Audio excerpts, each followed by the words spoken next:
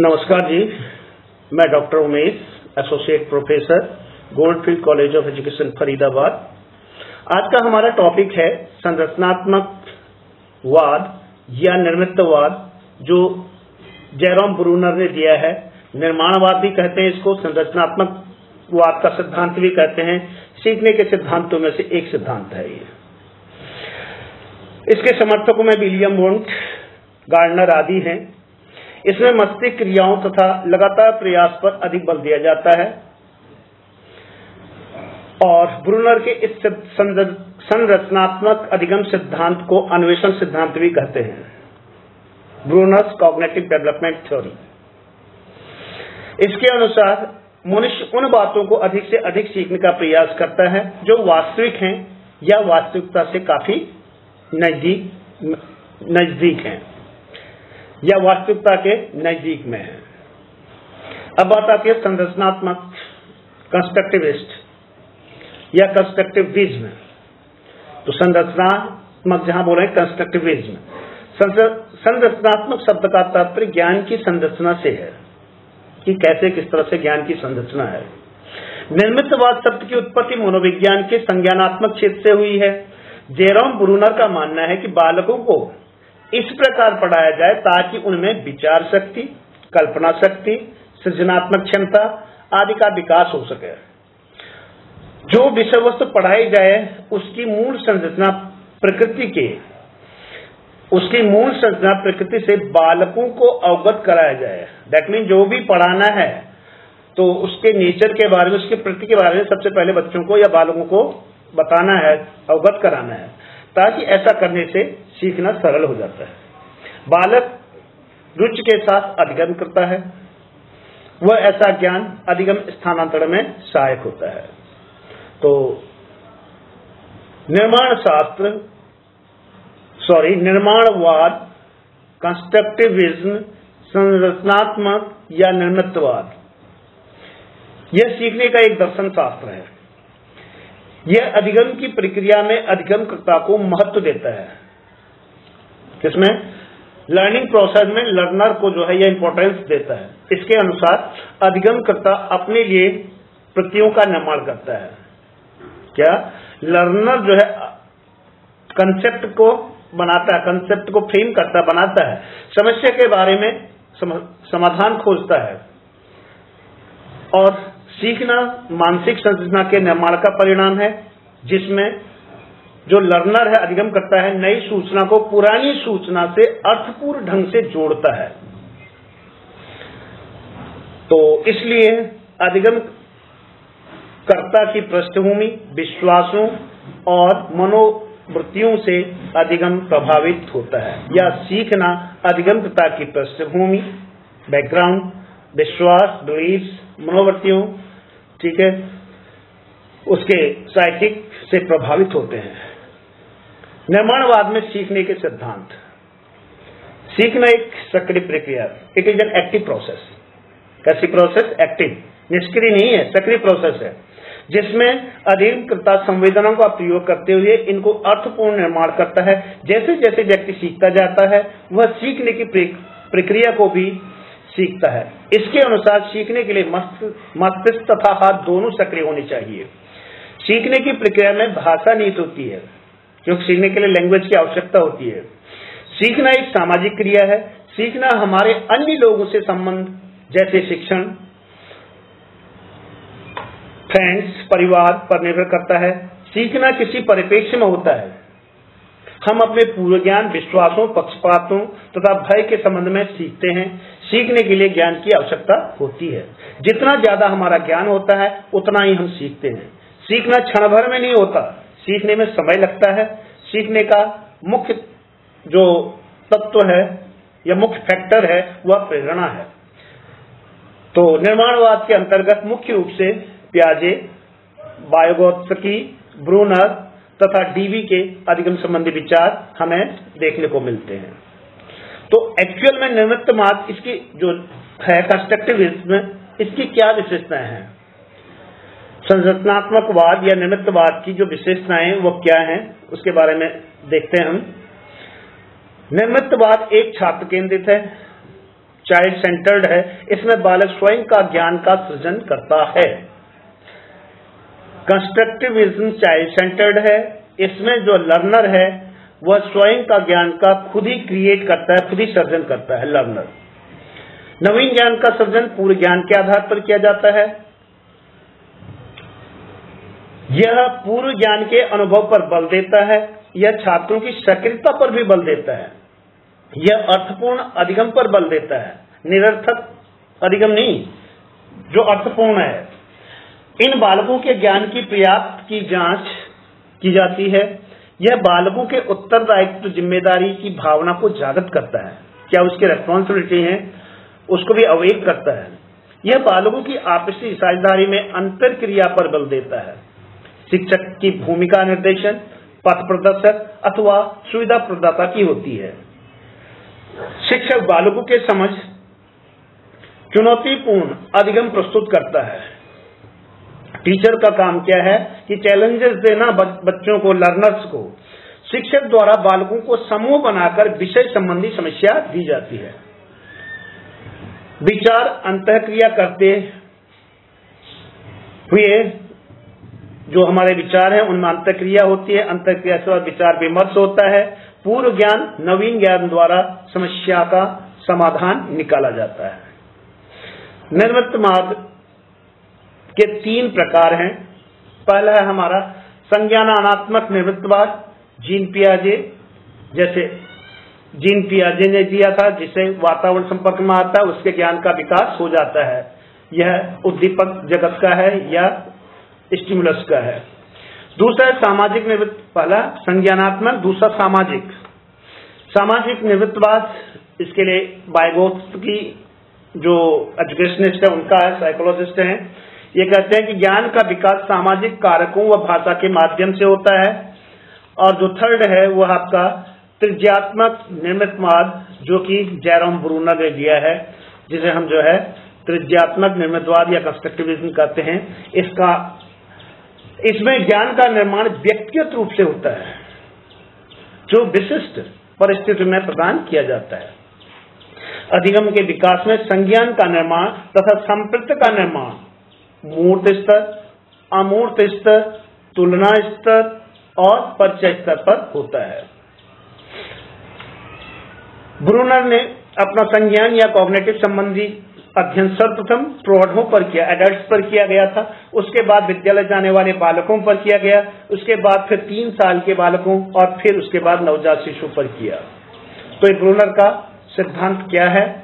Brunner ने मुख्य रूप से 2 बातों पर ध्यान दिया। पहला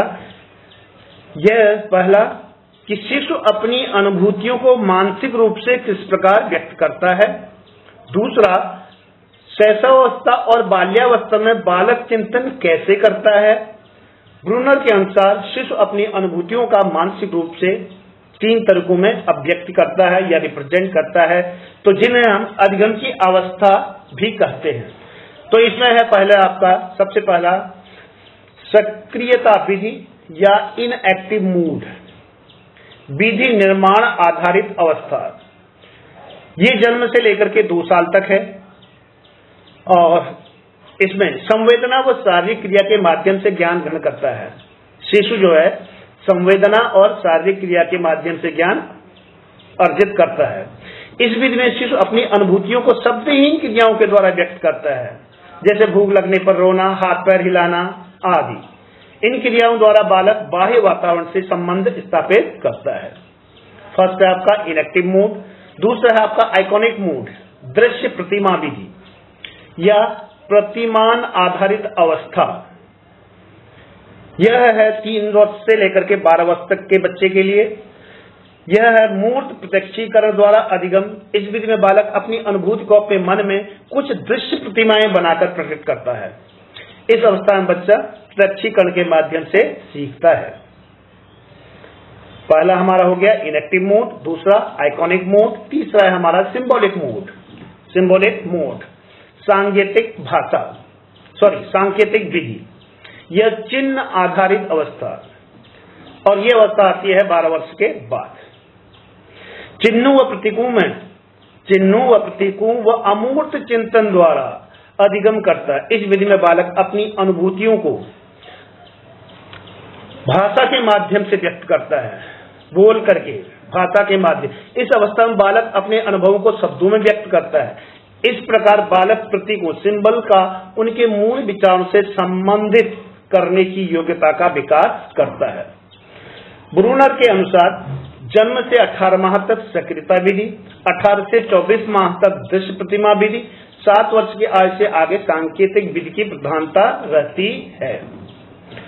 ब्रूनर ने सीखने की प्रक्रिया व कक्षा शिक्षण की का बड़ी बारीकी से अध्ययन किया और उसके बाद उसने कुछ फाइंडिंग्स या उसको कुछ रिजल्ट मिले। वो रिजल्ट क्या है देखते हैं।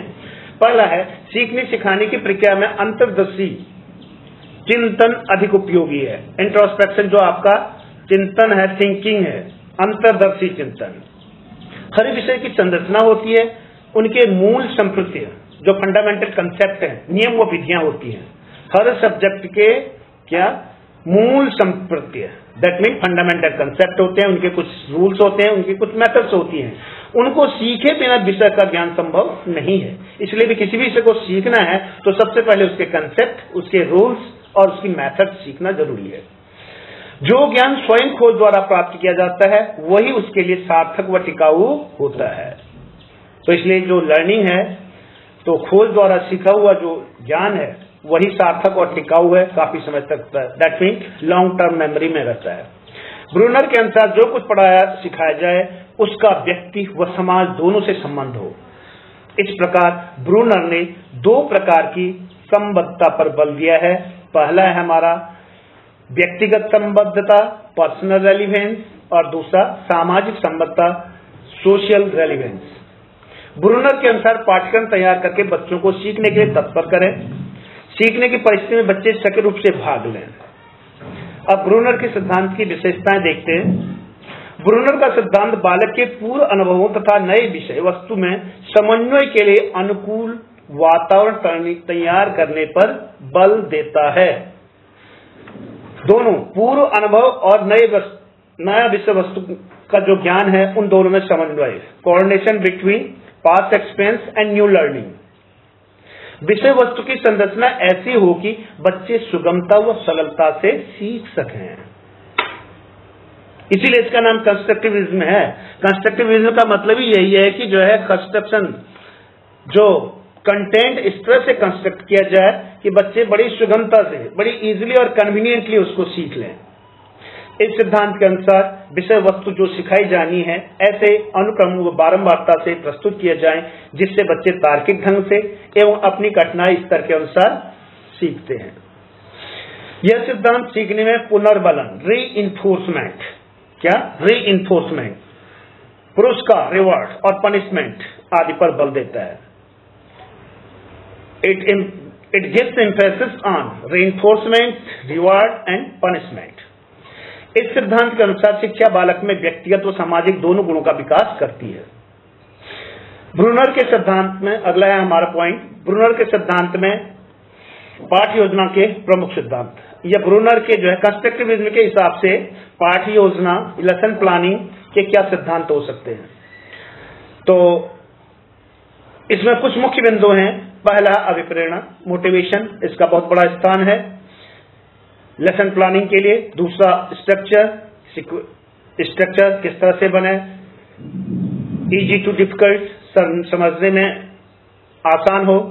तीसरा अनुक्रम, सीक्वेंस, एक के बाद अगला क्रम, अगले के बाद अगला, that mean step by step उसका सीक्वेंस हो।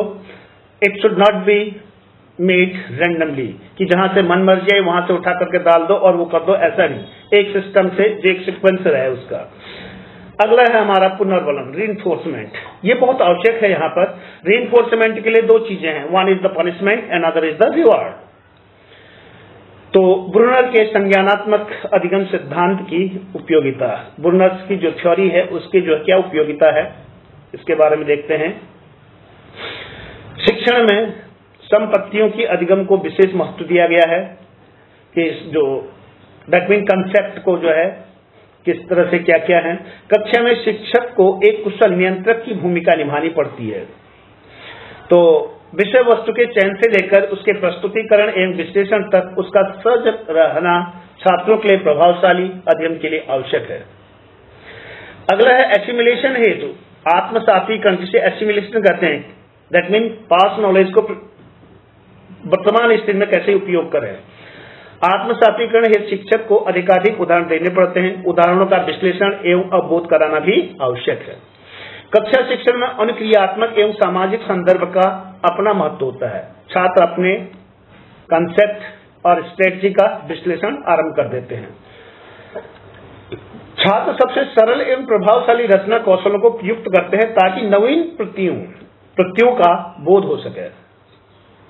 इस तरह से जो इसका जो सिद्धांत है वह काफी उपयोगी है।